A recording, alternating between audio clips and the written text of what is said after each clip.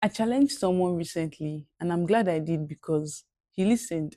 So, this was the scenario. First of all, I thought it was common knowledge that you do not park right in front of somebody's house gate or across the street from their gate. So, this was what this man did. And then I had to like maneuver my way to enter the house properly without scratching his car or the car I was driving. After I got into the house, I was complaining to my elder sister that why do people do this thing? It's not the first time, it's not the second time, it's not the third time that somebody is doing such. So I was like, you know what? I want to talk to this man. I want to tell him that this thing is not good.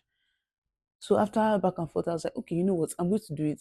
So I stepped out of the house again. And then I went to the car. I went to the man's car and I was like, good evening, sir. I had to calm down first before I spoke so that I don't sound like as if I want to come and fight him.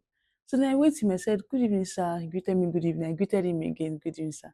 And I said, sir, it is not nice to park in front or just across from somebody's gates because of what just happened.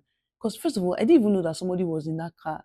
The car was just parked. When I was reversing to enter the house, I saw the brake lights of the car come on. I was like, oh, somebody is even inside this car. You can see that I'm trying to do something here. Anyway, so I told the man that this thing is not nice because of what just happened. And then he was like, yes, he understands that he'll be leaving soon. And I explained that, sir, that's your soon. In the window of your soon, things can happen, like what just happened. And he was like, okay, yes, I understand. I said, thank you very much. Thank you. And then I noticed that he actually, so I didn't just tell him, please don't do this. I showed him a space where he could park his car. So I didn't just tell him, oh, this is a problem. I gave him a solution because I pointed to a particular space where he could have easily parked and nobody would have disturbed or complained or said anything to him. And then he actually adjusted. So I think I'm going to start doing this more often as led, of course, because I know it's not everybody that I need to speak to or that you need to speak to.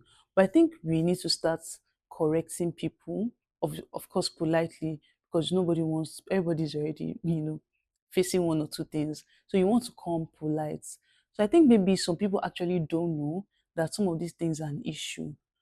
But yes, we need to be talking about it and correcting people and correcting ourselves as well. I'll be doing this more often by God's grace.